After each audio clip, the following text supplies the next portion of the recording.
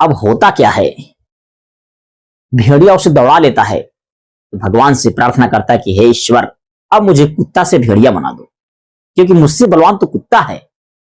भगवान उसकी प्रार्थना सुनते हैं और उसे कुत्ता बना देते हैं। नमस्कार, आज हम बात करेंगे कि सत्संग और भजन कहते हुए आप अपने चैनल को कैसे ग्रो कर सकते हैं। मैं भी कथा के माध्यम से, कुछ अच्छी बातों के माध्यम से आप लोग के समक्ष अपने चैनल पर कुछ बातें बताता हूं। बहुत लोगों को हमारी बातें अच्छी लगती होंगी, हो सकता है कि किसी को बात अच्छी न लगती हो, लेकिन इस चैनल के माध्यम से मैं आप तक अच्छी बात ही पहुंचाने की कोशिश करता हूं और सोचता हूं कि जो भी व्यक्ति हमारी बातों को सुने, समझे और एक अच्छा व्यक्ति बनकर समाज में अच्छे तरीके से जीने का प्रयत्न करें। हमारी यही कोशिश रहती है कि हम समाज में जुड़ी तमाम अफवाहों, ऐसी बातों से आप लोगों को दूर रखें जो आपके लिए, आपके समाज के लिए, आपके परिवार के लिए हानिकारक सिद्ध होती है। ये तभी हो पाएगा जब आप सबसे पहले स्वयं को पहचानने की कोशिश करिए। एक छोटी सी कहानी के माध्यम से हम बताना चाहते हैं कि प्रकृति ने जिस भी व्यक्ति को बनाया है उसमें कुछ न कुछ खास गुण ऐसा रखा है जो व्यक्ति विशेष के लिए बहुत महत्वपूर्ण होता है। लेकिन बात तभी सत्य होगी जब अपने आप को आप पहचानेंगे।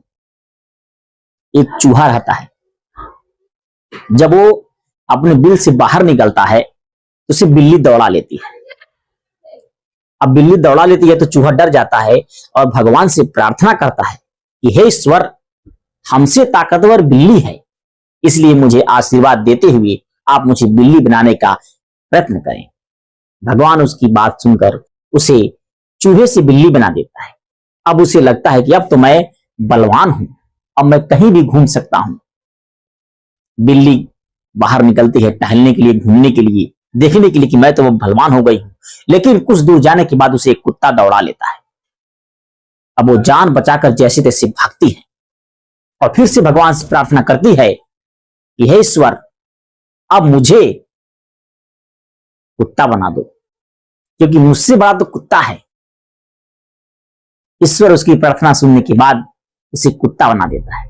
अब उसे लगता है कि अब तो कुत्ता सबसे बड़ा है, सबसे बलवान है। वो निकल करके फील्ड में घूमता है, ऐसे रोब जमाते घूमता है। लेकिन कुछ दूर जाने के बाद उसे भेड़िया दौड़ा लेता है। जैसे तैसे जान बचाकर भागता है और पुनः ईश्वर से प्रार्थना करता है, हे ईश्वर, अब मुझे भेड़िया बना दो। अब होता क्या है, भेड़िया उसे दौड़ा लेता है तो भगवान से प्रार्थना करता है कि हे ईश्वर, अब मुझे कुत्ता से भेड़िया बना दो, क्योंकि मुझसे बलवान तो कुत्ता है। भगवान उसकी प्रार्थना सुनते हैं और उसे कुत्ता बना देते हैं, उसे भेड़िया बना देते हैं। अब उसे लगता है कि अब मुझसे बलवान कोई नहीं है, अब थोड़ा घूमते हैं। वो इधर उधर घूमता है, सारे जानवर उसको देखकर भागते हैं। अब जैसे वो जंगल में पहुंचता है, उसे शेर दौड़ा लेता है। अब उसके सामने एक बड़ी आफत, फिर से अपनी प्राण बचाकर भागता हुआ जंगल से बाहर आता है और सोचता है मुझसे बलवान तो शेर है। भगवान से पुनः विनती करता है कि हे ईश्वर, मुझे शेर बना दो, क्योंकि मुझसे बलवान तो शेर है। भगवान ने उसकी प्रार्थना सुन लेते हैं और उसे शेर बना देते हैं। अब शेर जंगल में जब जाता है तो समस्त जानवर उससे डर कर भागते हैं। उसे बड़ी खुशी होती है कि अब तो मैं शेर बन गया हूं, मुझसे बलवान इस पृथ्वी पर और इस जंगल में कोई नहीं। थोड़े समय बाद कुछ शिकारी आते हैं, उस शेर को जाल में कैद कर लेते हैं। अब उसके सामने एक बड़ी आफत फिर आ गई। अब मैं जाल में कैद हो गया। अब सोचता है अब तो मैं जाल में कैद हो गया। फिर उसे याद आता है कि मैं चूहा था तो बहुत जाल काटा करता था। भगवान से प्रार्थना करता है कि हे ईश्वर, मुझे चूहा बना दो ताकि मैं इस जाल को काट कर इससे मुक्त हो जाऊं। भगवान उसकी बातें सुन लेते हैं और उसे फिर से चूहा बना देते हैं। वो जाल काट करके अपनी जान को बचा लेता है। इस कहानी का आशय यही है कि प्रकृति ने प्रत्येक व्यक्ति, प्रत्येक जानवर को कुछ न कुछ ऐसी क्वालिटी दिए हैं, ऐसे गुण दिए हैं कि इस गुण को पहचानते हुए अपने आप से, स्वयं से प्रेम करना सीखिए। कभी भी अपने आप से उदास मत रहिए। समस्त गुण आपके अंदर विद्यमान हैं और कुछ खास ऐसे गुण विद्यमान हैं जो सिर्फ आपके पास है, वो गुण किसी और के पास हो नहीं सकता है। नहीं तो व्यक्तियों में अंतर ढूंढ पाना इतना आसान नहीं रहता है।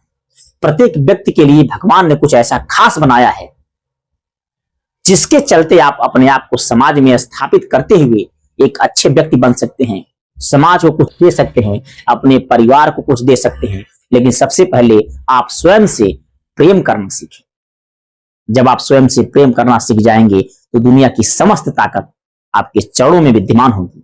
जय श्री राम। राधे राधे।